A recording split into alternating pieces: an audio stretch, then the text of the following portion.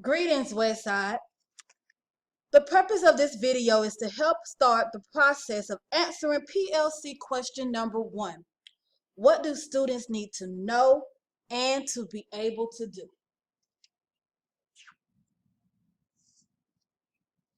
This is who we are as a district. Our vision is that each student will demonstrate strength of character and will be college or career ready. Our mission is the Bibb County School District develops a highly trained staff and an engaged community dedicated to educating each student for a 21st century global society. Our values are competency, loyalty, open communication, defiant autonomy, and honor. In the middle, you see our non-negotiables, which are PBIS, RTI, FIP, TEKS, and LEAKS. And this professional learning will tie into FIP Module 2, Clear Learning Targets.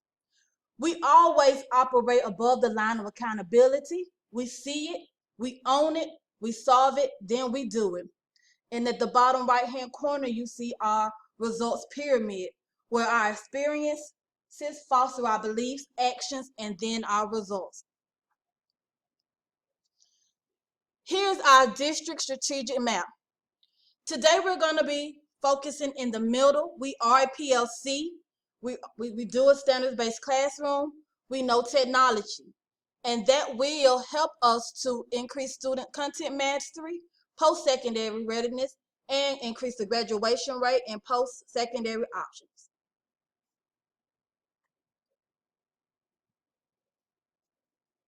So, why do we plan? What's the reason that planning is so important and vital to the success of our instructional program?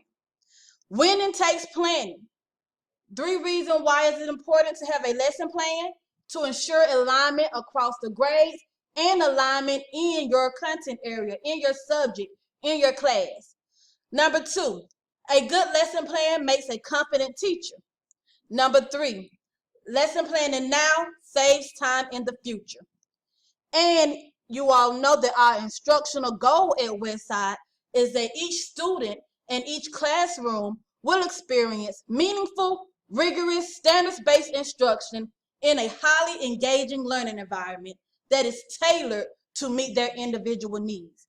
And we start that process with our instructional plan. So, to the left, you see the 4 questions of a PLC. What do we want students to learn? Again, what do we want students to know and to be able to do? How will we know that they have learned it? What will we do if they don't learn it? And what will we do if they already know? The flow chart you see to the right, every time we start our instructional planning, we always start with the standard. The standard is what we want students to be able to know and to do at the end of any given period of time. The standard helps feed into the learning target. The learning target is a statement or statements of intended learning based on the standards. And we always write our learning targets in student-friendly language. Make sure that your learning target is specific to the lesson that you're teaching for that day. The learning target and the 3 components that you see coming up is the instructional framework. Don't worry if you are not confident with the instructional framework. We will be incorporating some parts of the instructional framework into this lesson, but we will also have forthcoming PL over the instructional framework. But the instructional framework is broken down into the opening. With your opening, you have a bell ringer, which is a QRR-based question. We use the QRR process, and it's an assessment-based question here at Westside. We present bell ringers every Monday, Tuesday, Wednesday, and Thursday. From the bell ringer, we move into the activator. The activator helps activate prior knowledge. We use this to engage, to hook our students into the learning. Why is it important that we learn this math? Why is it important that we learn the science? That's how we hook the students and make them motivated, help get them motivated for the day's lesson. The last part of the opening is the mini lesson. In the mini lesson, we use this time to model, to explain what the students should know and will be able to do by the end of that day. From the opening, we transition to the work session. The work session is student driven. The work session should be differentiated based on accommodations and modifications and going back to the instructional vision tailored to meet each student individual need. And it's based on what the students need to learn for that particular day. And last but not least is the closing. The closing can be either formal or informal, and it assesses the student understanding of that learning target for the day. And all of this is basically what you see in your lesson plan. So the next couple of PLs that you engage in here at Westside would be based on lesson plan. So today what I want to do is I want to walk you through the first part of lesson planning, which is standard deconstruction. For most of us, our content coordinators have already deconstructed the standards for us and given us the learning target that align to the standards. But I want to make sure that you are comfortable with this process. So I have chosen a standard from each of the core content areas, and I will deconstruct those today. If you want to skip a part and move on to your particular content, that is fine. My non-core teachers, this process works just for you. It's the same, so you can look at a deconstruction of an ELA or one of the core content standards that I will be deconstructing today. So let's start with ELA 9th grade literature. So this is standard RL4, and it says determine the meaning of words and phrases as they are used in the text, including figurative and connotative meanings. Analyze the cumulative impact of specific word choices on meaning and tone. Example given, how the language evokes a sense of time and place, how it sets a formal or informal tone. So the first thing that I would do in deconstructing of this standard is to create a T-chart. On the left side of the T-chart, I would have my verbs or my verb phrases. Those are the skills that the students would do. On the right side is the nouns or the noun phrases. Those are the concepts that the students will engage in with the learning of this standard. So let's start.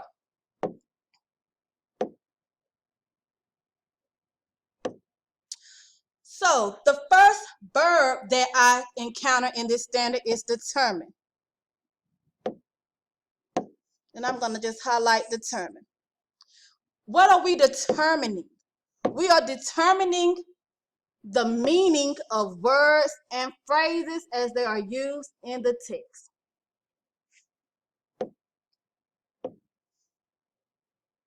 So I'm still reading, including figurative and connotative meanings. That is what draws back to what are we determining.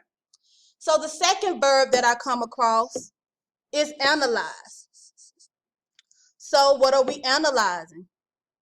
We are analyzing the cumulative impact of specific word choices on meaning and tone. So now we have started the first part of deconstructing the standard. So let's go to our T-chart. The first verb or verb phrase that we came across was determine.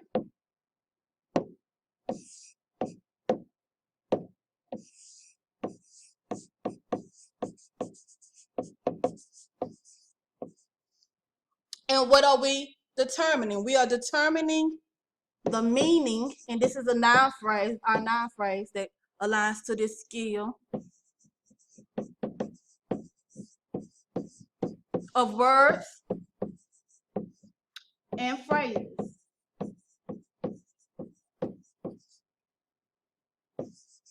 as they are used in the text.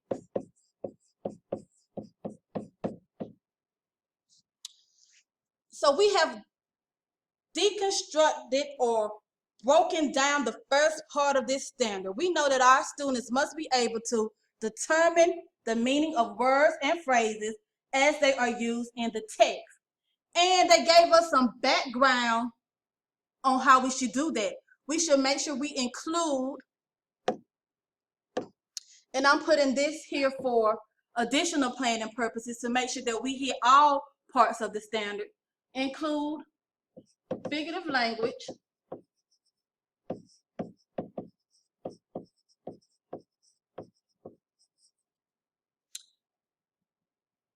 and connotative meanings. And that's a planning note for the teacher. So we need to make sure that we hit that when we are determining the meaning of words and phrases as they are used in the text. Make sure we include connotative meanings and figurative language. So the next verb that we come across is analyze. What are we analyzing? Well, we are analyzing the cumulative impact of specific word choices on meaning and tone. So we're analyzing the cumulative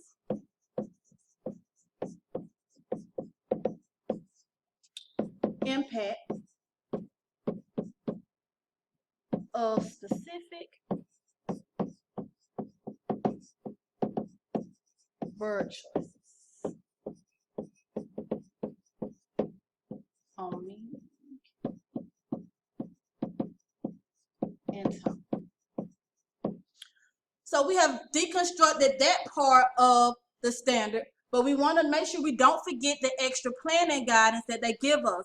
So we need to make sure we are analyzing the cumulative impact of specific word choices on meaning and tone, but we need to make sure we look at how the language evokes a sense of time and place,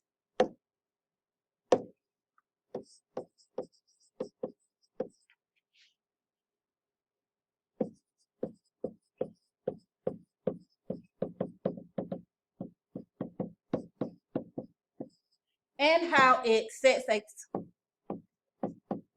a formal or informal tone.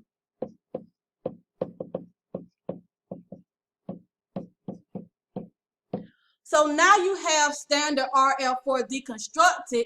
You can use this deconstruction to write your ultimate learning targets. So the ultimate learning targets are the targets that the students must reach in order to have mastered that standard. And this all goes back into the DOK that it ties to the DOK that we learned in assessment literacy.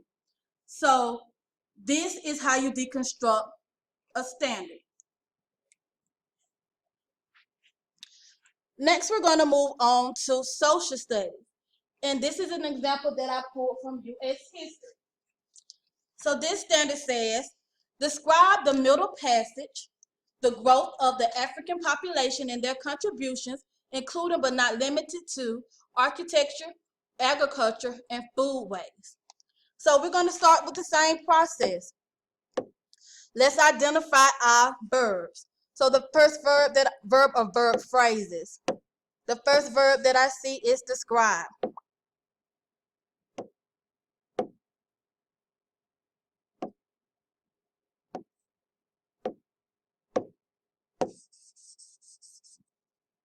And what are we describing?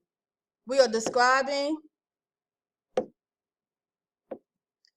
the middle passage. We're also describing the growth of African populations and their contributions, including but not limited to agriculture, architecture, and foodways. So let's take this deconstruction and put it in our T-chart. The verb of verb phrases that we're using is to describe.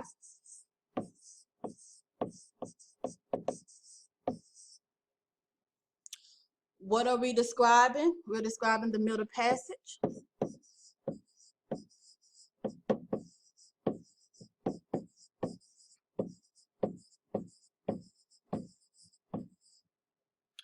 We're also describing the growth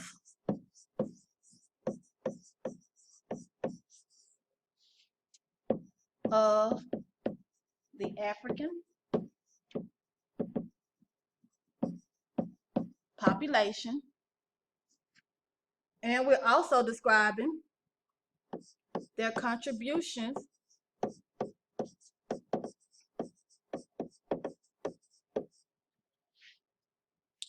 and the contributions include, for planning purposes, but are not limited to, architecture,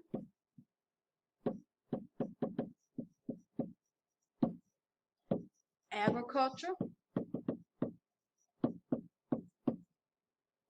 and food waste.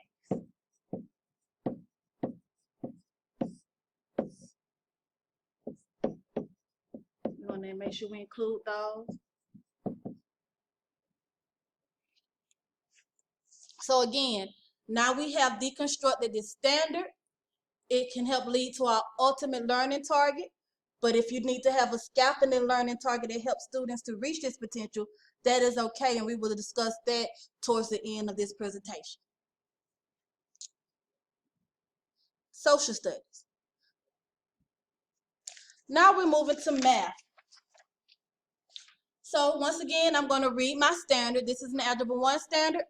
We are going to solve linear equations and inequalities in one variable, including equations with coefficients represented by letters. For example, given a times x plus 3 equals 7, solve for x. So I'm going to read and look for my first verb. So the verb that I see first is solve. What are we solving for? We're solving linear equations and inequalities in one variable, including coefficients, including equations with coefficients represented by letters. So now I'm going to take my deconstruction and put it into my T-table, starting with my verbs and phrases, my verbs or verb phrases, which are the skills. So students should be able to solve. What are they solving? The nouns, noun phrases, the concept. They're solving linear equations and linear inequalities.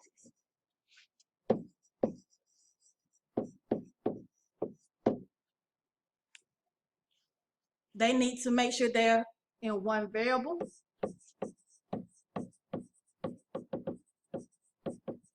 And this is for planning purposes.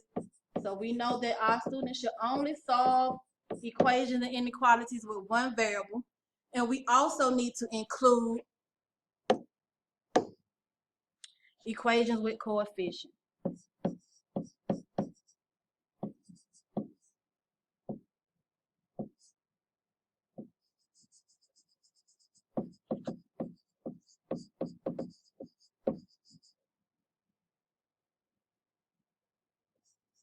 Including equations with.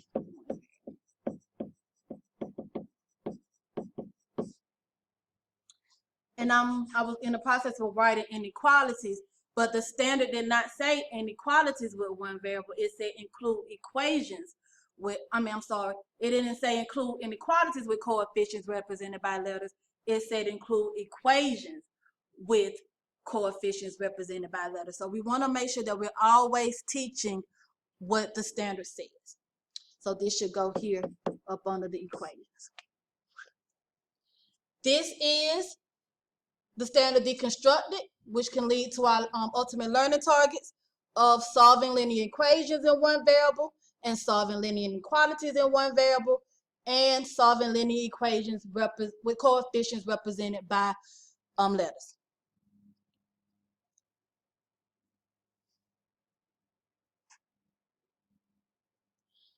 Last but not least, this is a science standard, and I forgot to change the course from biology to environmental science. So please forgive me because I went with an environmental science standard. But anyway, this is environmental, not biology.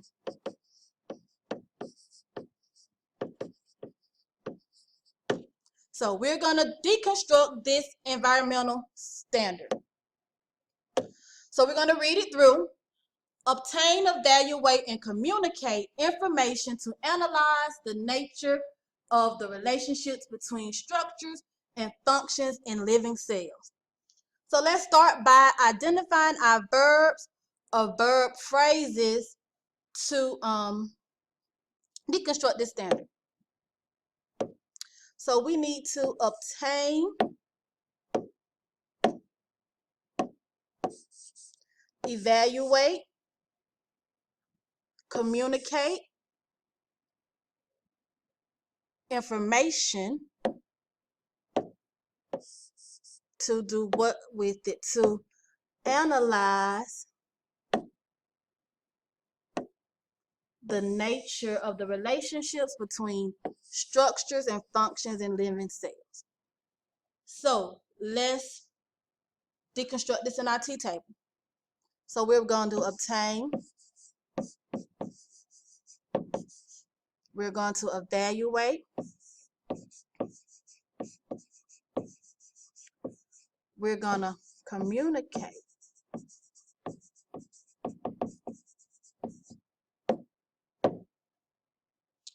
information,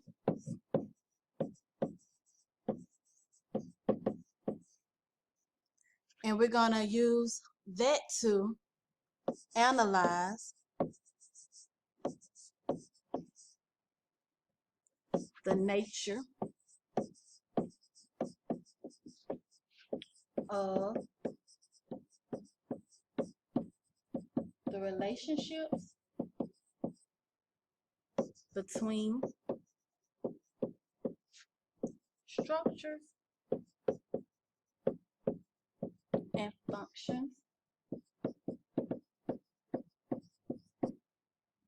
of living cells.